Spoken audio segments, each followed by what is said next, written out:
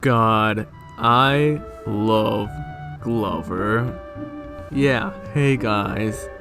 Glover is one of the rare games that can take me back when I was a kid, before stress came to life. You don't understand how much I miss the days of taking this cartridge, putting it into my crappy Nintendo 64, and getting excited as I flipped on the power switch and it actually worked. I don't get to do that anymore. It's not convenient. It's a thing of the past now. Now kids just have to click on an icon and their game will start. What's kind of scary is that this is all nostalgia speaking, I haven't played Glover in over a decade, and this is gonna sound crazy, that despite my love for Glover, I never actually beat the game. Yeah, I know, fraud, yeah, I get it. Which is funny, I've always had this game, just never bothered going back to it, and now that it's much easier to do it, it's kinda scary. What if Glover ends up being bad?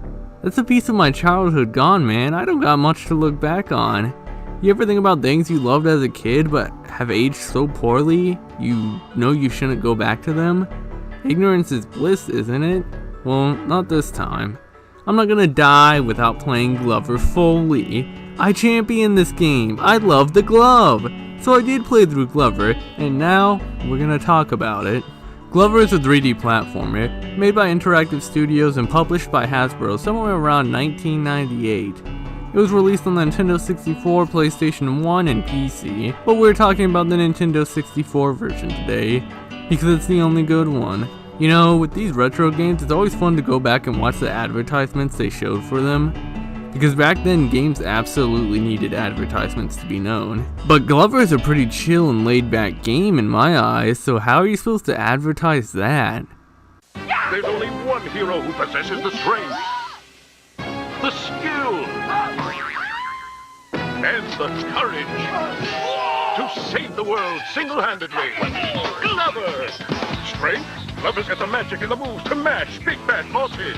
Skill? Glover's got the brains to solve mind-boggling puzzles.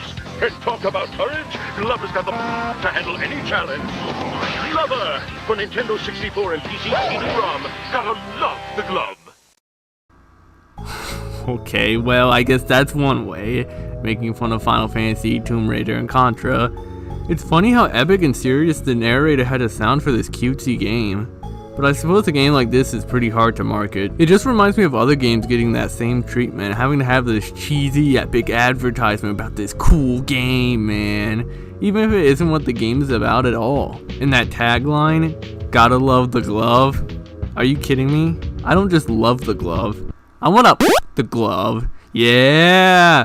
I wanna shove my hand up his... Holy crap, what am I saying? Back to the script.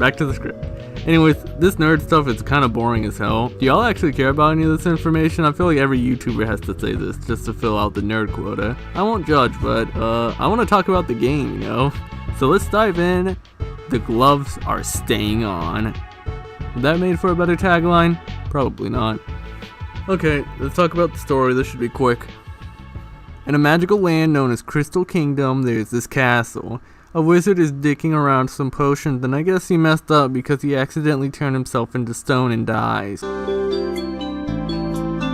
His gloves fly off. One of them goes into this cauldron, and the other one flies out the window. The castle goes to dick, and the crystals on it fly off. Oh! The glove on the outside, that's Glover by the way, turns the crystals into rubber balls so they won't shatter. But then all the balls just bounce into random hub worlds. Oops. The glove in the cauldron becomes the evil cross-stitch. What was the wizard trying to accomplish here? Regardless, that's your excuse to travel through these drastically different worlds in order to get the balls/crystals back to the hub world to save the stupid wizard.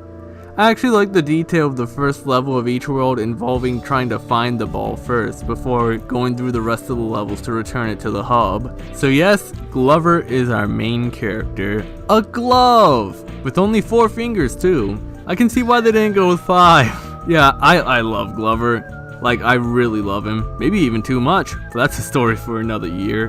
But yeah, God, I love him. Why? Take a look at him.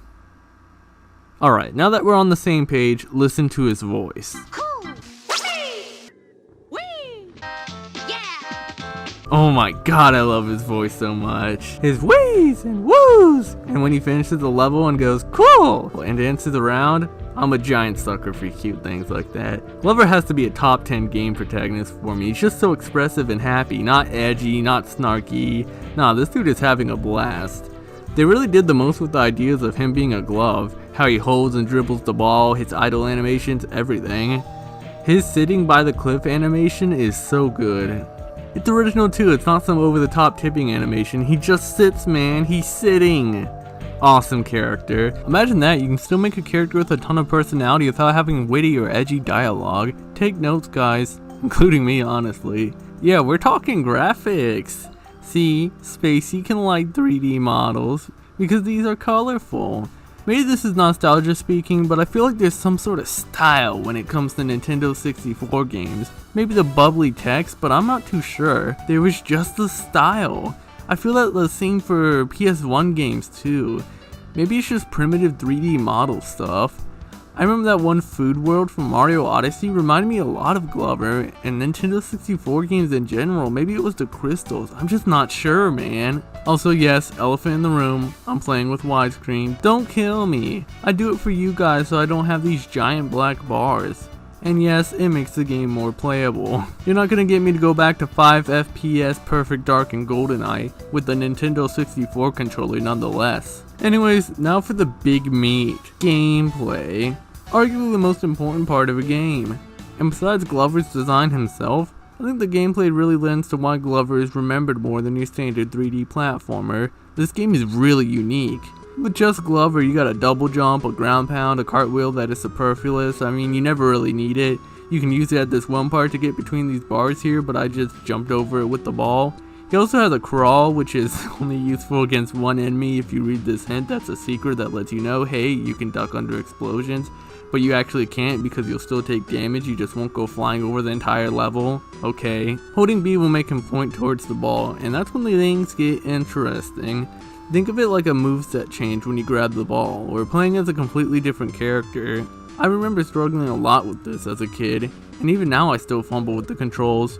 You think the A button would make you jump because it does with Glover, but no, it slaps the ball away. That's kind of inconsistent. But yeah, holding A allows you to send the ball at a low but far away angle, which I don't think I ever used. Holding B lets you lob it high. Both of these stop Glover's air momentum and show a tracker to give you a good idea where the ball is going. I don't like how Glover doesn't get any momentum or double jump from throwing the ball in the air. It leads to a lot of pointless deaths, but maybe that's the risk associated with it. Just tapping B will make Glover dribble the ball. This is your jump. It's very confusing because it isn't just run to the edge of a platform and then dribble. You have to wait for the ball to rebound in order to get your height. And that threw me off all the way to the end of the game, especially compared to Glover's normal jump. This is why you just gotta see them as separate characters you're switching between. Pressing R will let you change the ball's form. The standard rubber ball is the most versatile. It's got the highest bounce, it floats on water, and can be thrown pretty far. The bowling ball sucks and you should only use it if you hate yourself. It's slow, heavy, you have to use it to break some walls. It can stun enemies, but Glover can already do that on his own and it's a lot less convoluted that way. I think it can knock out enemies in the PS1 version, so maybe it's better there. But if you're playing the PS1 version, you probably still hate yourself. The ball bearing does everything that the bowling ball does, but better. It's heavy so it sinks, and there's a puzzle that you think the bowling ball does, but no, it sucks. Use the ball bearing. It's faster than the rubber ball, so you can choose it to move around instead more easily if you want to play like a hot pocket. But I like bouncing all over the place with the rubber ball. Lastly, you can turn the ball into the crystal, its original form, which breaks from everything but doubles the points you get from Garubs. Garubs are the main collectibles, these card things. They're only collected to get the bonus stage for the world, which requires collecting them all for each level in the world. No thanks. So their main purpose then is for score. Get enough points and you get a 1-up. I always like games that incentivize getting a high score by giving you a life. I'm encouraged to collect these things because I can get an extra life. Or at least I was encouraged, but we'll get to that later. Back to the controls, Glover can use the Z button to dismount the ball. This is useful for a lot of reasons. While both Glover and the ball have 3 hit points, the ball can get insta-killed by a lot of things, and getting hit usually sends it off to the nearest pit. Using Glover to scout out the area and beat some enemies up is very useful. Furthermore, some of Glover's normal moves synergize with the ball. This is kinda cool, but they don't really do much with it. Glover can jump on the ball and roll around, which is annoying and I hate it, but it lets you set up for the ground pound jump. Ground pounding on the ball will send Glover up high. There's a lot of puzzles you can cheese with this, but yeah, years before y'all were bouncing off Cappy, we were out here bouncing on our balls. So that's the general gist of gameplay, using your tools to get over obstacles. I like that even the checkpoint is a mini challenge to bounce this ball through this rainbow oval ring. It's not just something you walk up and get. But we aren't done yet, we got power-ups. They're really weird, mostly hidden in secrets, you likely won't see a lot of these. High speed is fun, Hercules doesn't really do anything but solve puzzles. I only found these shoes like once, but I guess you climb walls with them, I don't know. I found this spell that lets you kill enemies, only ever found it once in a secret. There's one like this where it lets you turn the enemy into a frog. This helicopter one is cool because I can just skip the level with it. This is Star one that I honestly have no idea what it does. But then we got the coolest power up of all. I only ever got it like once, but it turned your ball into a giant volleyball. It's like a super rubber ball, man. I love this one. So yes, you'll be navigating Glover and the ball through each world, ending with a boss. Let's talk about these worlds real quick. First up we got Atlantis. The one that I have the most nostalgia for. So much so that when I think of Glover, I think of this. There really isn't much to it though. When I think of it, I only think of the colors yellow and blue and the fact that there's a lot of water in it. Has my favorite songs too. It may also be my favorite part of the game, which is a bad sign considering it's just the beginning of it. The carnival has a lot of fun platform challenges, a lot of red fog too, and moments that while I loved as a kid are sort of just dumb gimmicks. I actually really like the pirate world, second favorite I'd say. Ultra jamming music by the way, Pirates level 2 is a bop, but maybe that's just because I love horns. It's the first way I could actually tell what the environments were trying to be. Although I'll be honest, I'm not quite sure what's so piratey about a giant tree, but it's pretty cool. A lot of people do the prehistoric world next, but I guess horror opened up too. Horror is really difficult, a lot of falling off roofs, annoying enemies. I don't know how I feel about this one-hit electric stuff, maybe the ball bearing would resist it, I didn't try. And yes, I will talk about the boss soon enough. Prehistoric is really good. It was a pleasant breeze without a lot of frustration. I wasn't getting janked or killed by gotcha moments like in horror. And the environments were pretty varied as well, it's great stuff.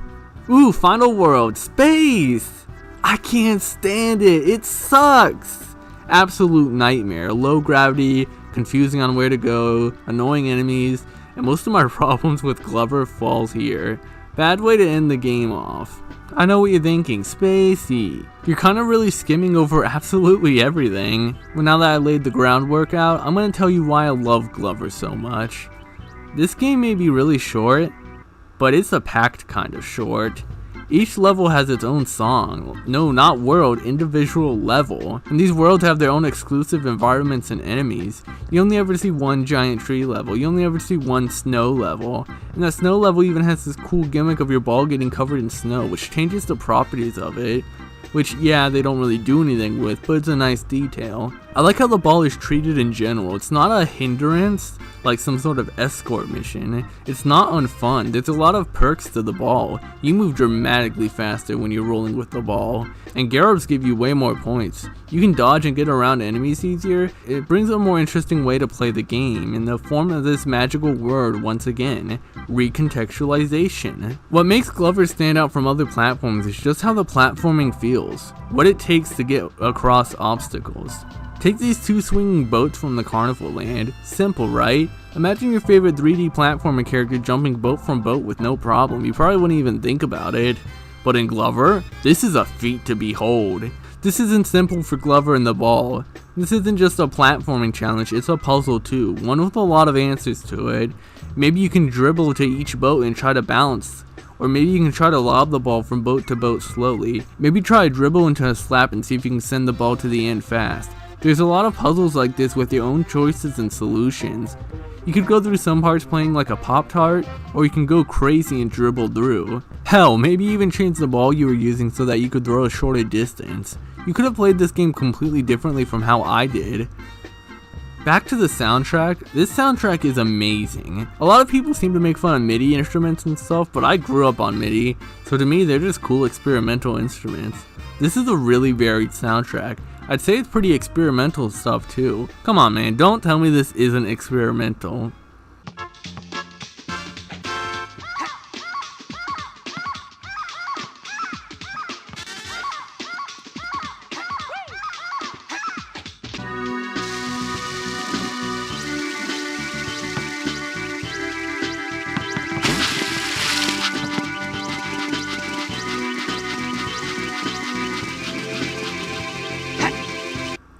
It's really unique stuff, man. It's a joy to listen to. Old console limitations always brought forth unique and interesting music. Limitation brings forth innovation, yes? I mean, if it wasn't for the sound chip limitations on the NES, we probably wouldn't have chiptune music, right? Speaking of which, the hub world. When you start the game off, it's this hellish red fog with this red sky and the creepy ambience with Cross Stitch's laugh. If you're a kid, you remember getting scared by this. I'm not even sure if I was scared by this. I think I was. It was definitely memorable nonetheless. Anyways, the cool thing about the hub world is that with every world you complete, returning the crystal, it changes. Both the appearance and the music, soon turning into the original world on the title screen, and even the title screen song. I love when games play the title screen song in a game. It always shows like an important moment of the game, and here, it happens after you saved the world, returned everything to how it started at the beginning, both music and setting. Brilliant. Even if you finished everything, you can still chill here and listen to the music. And God, what a song. It's so homey and nostalgic to me. This stuff is always going to be game music to me. Nowadays, games use a lot of high quality real instruments, and it loses that childhood fantasy vibe.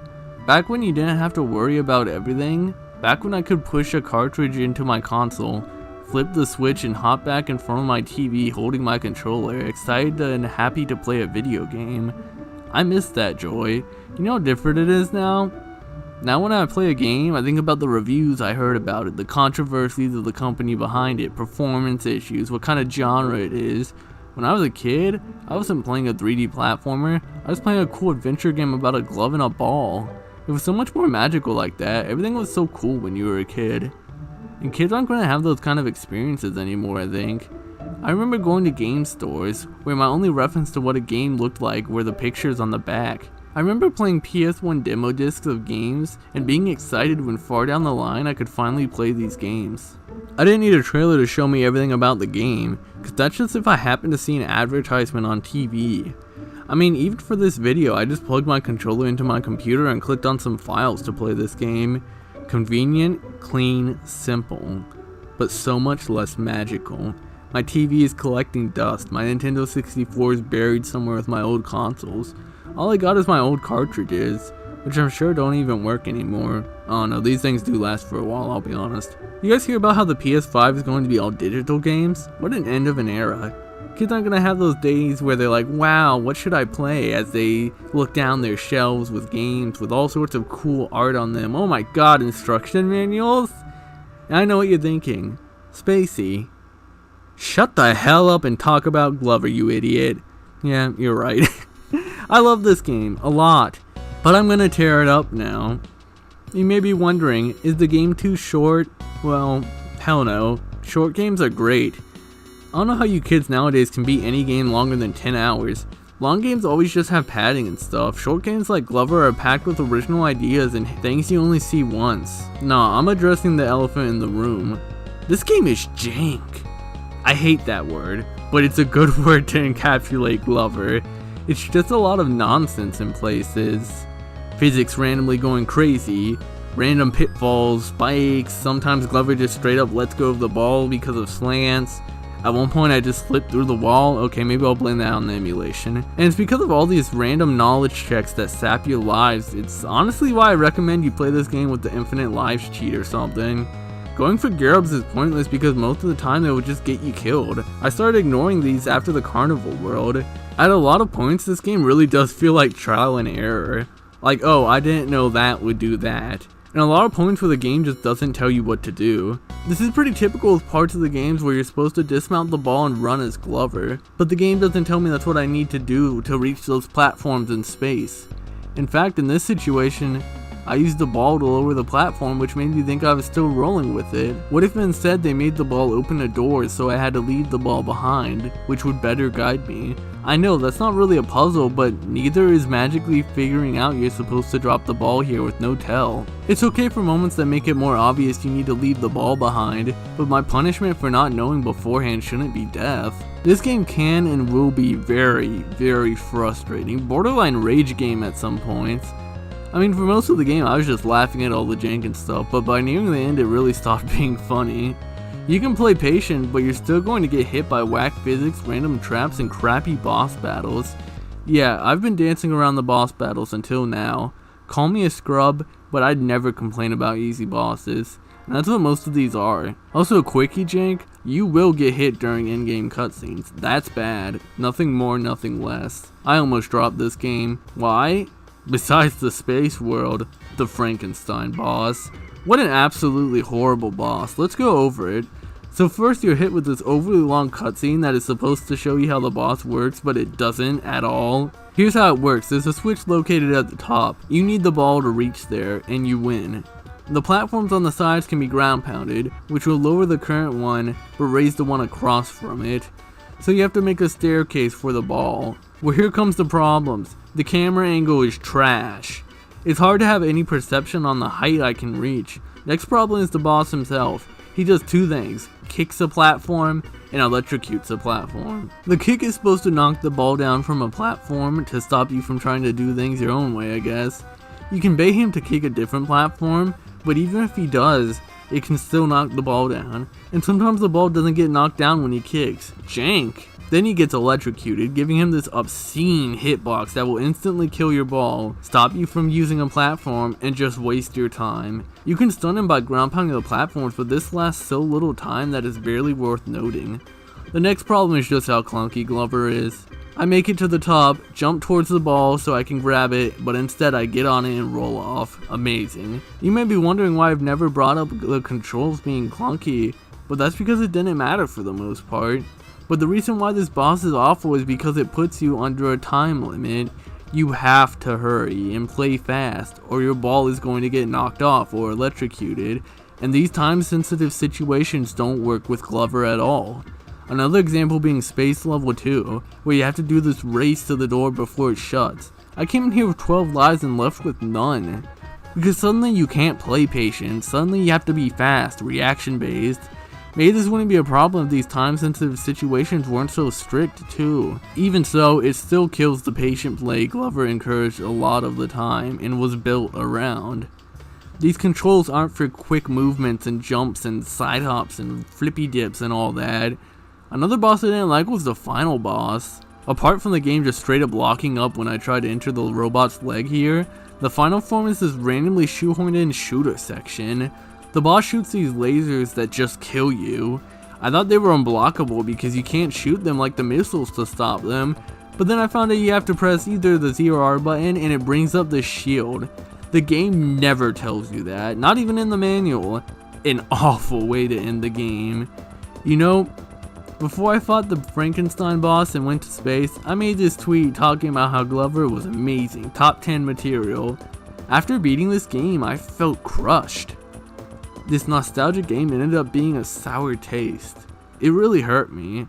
It made me feel lost, sick. I decided to take a bit off from this because I do that sometimes to recollect my thoughts on an experience as a whole.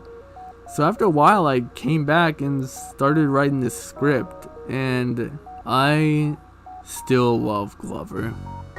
This game is still amazing in its own way. Playing through this game may have shown me it's not perfect, outright bad in some spots, but it also made me appreciate how unique it was.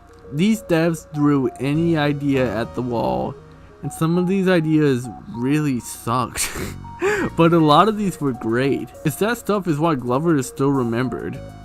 I guess I'll bring up Glover 2 real quick. It was supposed to happen, but Hasbro Games pulled a dumb one and bought too many cartridges for the first Glover. And no stores wanted that much Glover, if you feel me. So they blamed Glover and shammed the sequel. A build does exist of it, so look it up if you're interested. Has a lot of dialogue. Odd. Another interesting build I found was this cool beta build I saw on YouTube. It had different music and Glover's back design was different too. Give it a look if you really care. So I mean, I guess that's that for that. I know nowadays a lot of people clown on Glover, making ironic jokes about how Glover is a great game. Like, yeah, whatever, go play another Mario game. I've never played another game like Glover. It's one of a kind, baby. And that's what makes it special to me. That's why Glover is amazing.